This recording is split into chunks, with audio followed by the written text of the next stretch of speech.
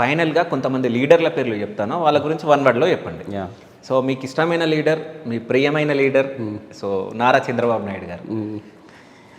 ఏమి చెప్పాలి, ఎలా చెప్పాలో తెలియట్లేదు ఇంకా. Okay. Is a global leader. Okay. ఖచ్చితంగా అంటే ఆయన చూసి అంటే ఒక్క వర్డ్లో మీరు చెప్పమంటే నేను చెప్పలేను. సార్ గురించి చెప్పాలంటే ఓకే. ఏ అంశాన్నైనా సరే తనకు తెలియకపోతే చిన్న పిల్లవాడు చెప్పినా కూడా ఓపికగా వింటారు. నేను 40 సంవత్సరాల ఎక్స్పీరియన్స్ ఉంది, వీళ్ళేంది నాకు చెప్పేది అనేది ఒక్క సెకండ్ కూడా చిన్న పిల్లవాడు వచ్చినా, నేను ఆయనతో పోలిస్తే ఆయన రాజకీయ అనుభవం అంతా నా వయసు అయినా కూడా నేను ఏదైనా అంశం గురించి ఏదైనా సార్ ఇట్లా అని చెప్పనేసి చెప్తే 100% ఓపికగా విని దాన్ని అనలైజ్ చేసి మళ్ళీ మనం చెప్పింది బాగుంటే ఎక్సలెంట్ అని అభినందిస్తారు, లేకపోతే ఇది కరెక్ట్ కాదు ఇట్లా అని చెప్పనేసి చెప్తారు.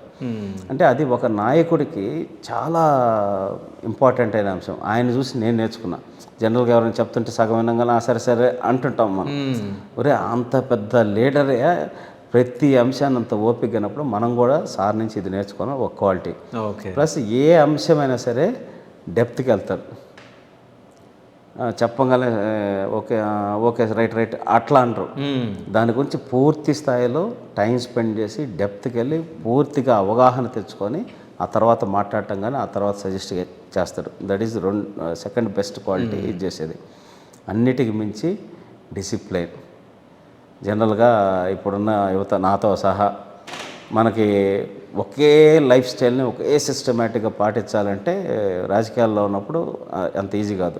అన్నాట్ టైమింగ్స్ ఉంటాయి, లేకపోతే రకరకాలు ఉంటాయి.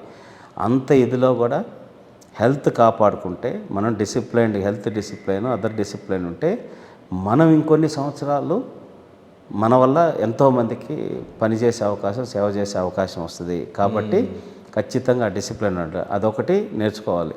ట్రై చేస్తున్నాం కానీ కుదరట్లేదు, బట్ ఇంకా ట్రై చేస్తాం. ఓకే. యా. సో